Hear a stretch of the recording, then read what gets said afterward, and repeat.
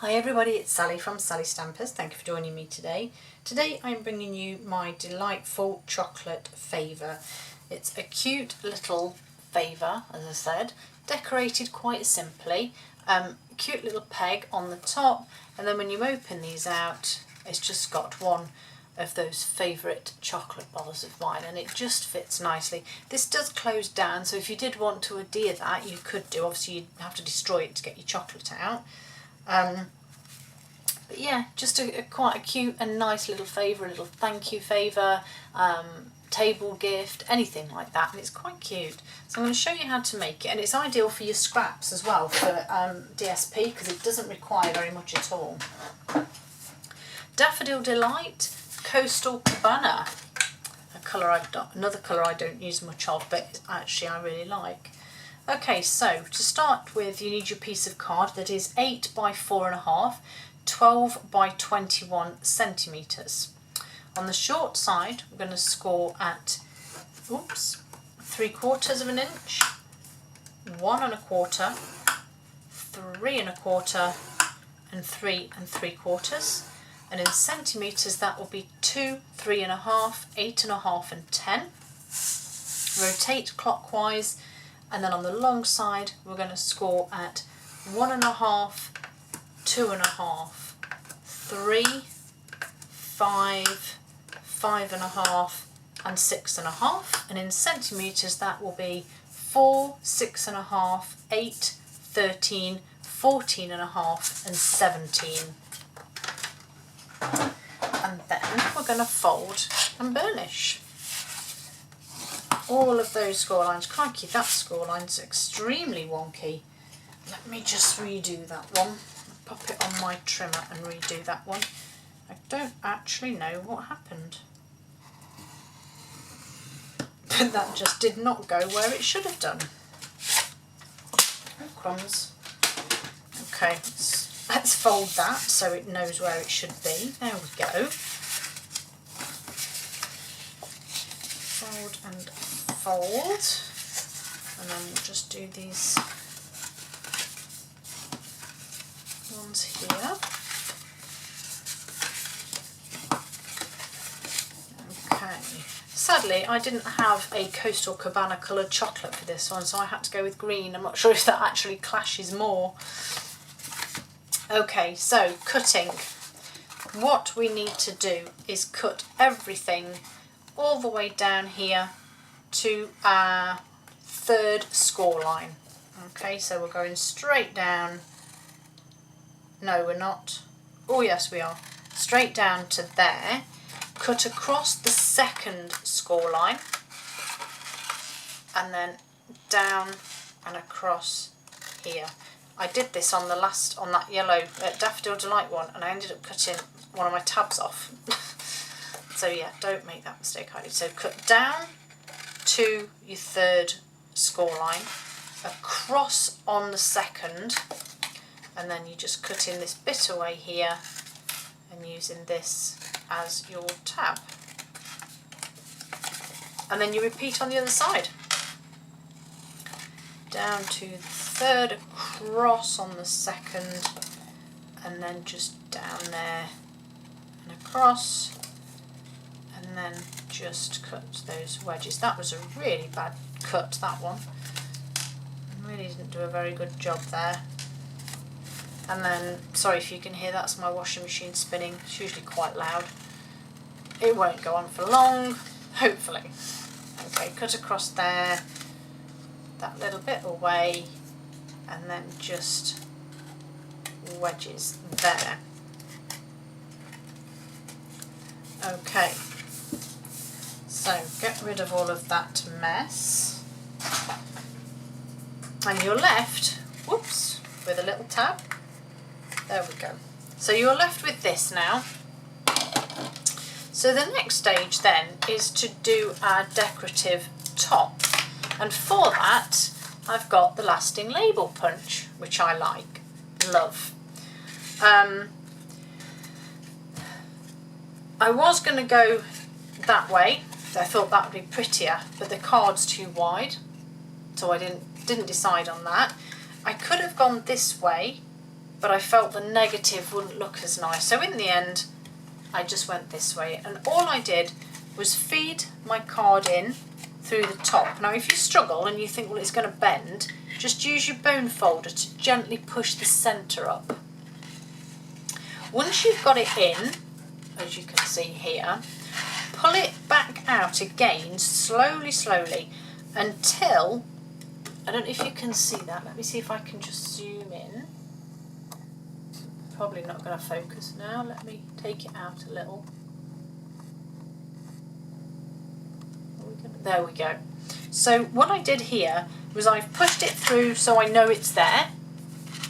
I then pulled it back very slowly until I see the edge of the card just there, look. And then I pushed it back in, just a fraction, made sure from my eyeballs that I've got a gap the same either side. And once I'm happy, just make sure it's straight. So again, it's clearly not straight.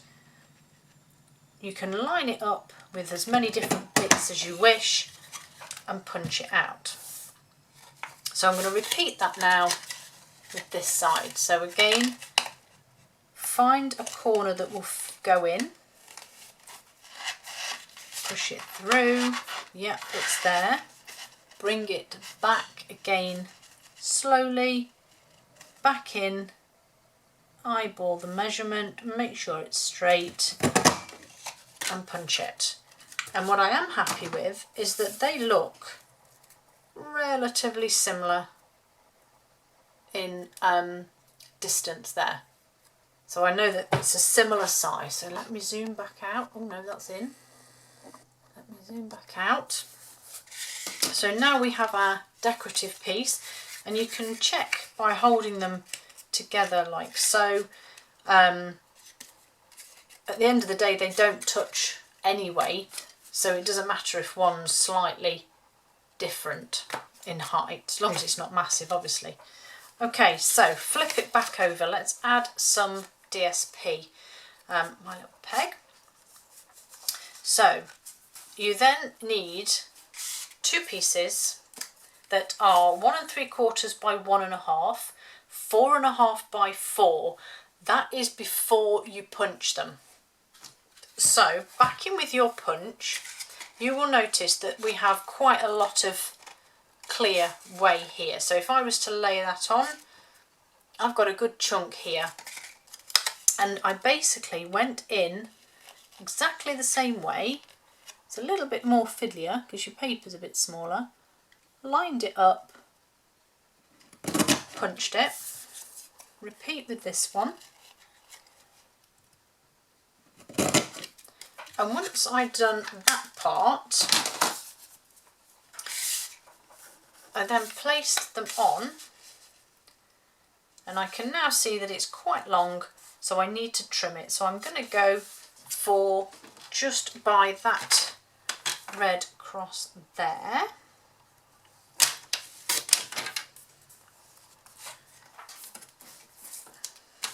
So that's now going to layer nicely on there. And this one, yeah, just over that part there.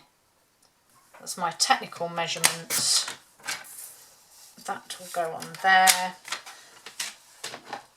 And that should fit on there. Beautiful. So, stick those on.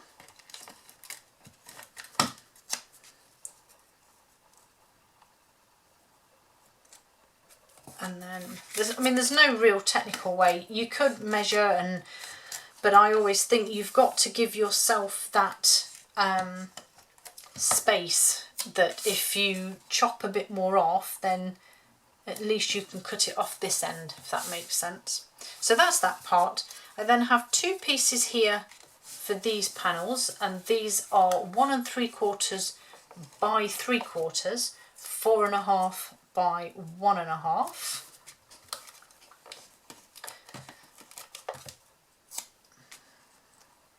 And then the four sides here, eeny beeny beeny. I think actually I'm going to have to use wet glue on these. And these are 1 3/4 by 1/4 of an inch, 4.5 by 1 centimetre. So actually the centimetre version potentially is better because you have a little bit more to it. Not a lot, but a little bit. So wet glue again, because I can fit these, just put a very thin strip on, which is ideal. And then just one more here. And I've amazed myself that I've actually managed to keep the colours in line. Oh no, I didn't done that one. Oh bother. Well, you can't really tell. Flip it. No, now you need to add your adhesive. So I'm going to use my Seal Plus on this one. And back round on these. Close them up.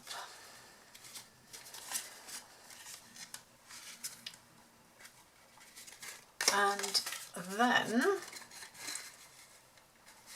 we're nearly there. Chocolate inside. Is this the one? Yes, this is the front because I lined the paper up. Pop my little shoulders down. Fold this together. Line those up. Put my little peg on. And I just need my sentiment, which I have here. Happiness abounds.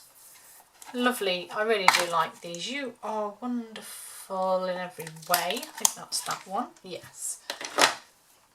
And then some, where is it? There, Coastal Cabana. Stamp that on here. And I'm just going, I am actually going to go to the edges just to save my cutting more than I need to. And I know that it's just a fraction wider, so I'm just going to take those bits off just a tiny bit. So I know I'm taking some of the stamping away, but actually I quite like it like that. I think it looks like there should be more, or it intrigues you as to what's going on with it. And then a couple of dimensionals. And stick this one just on here. Beautiful. And then last but not least, although again they're pool party, I think they work for lots of different colours. Glossy Dots assortment. I'm going to pop a large one just there and a small one just on there, and that's it. That is my delightful chocolate Favour. Aren't they cute? Thank you for joining me. See you all again very soon. Bye.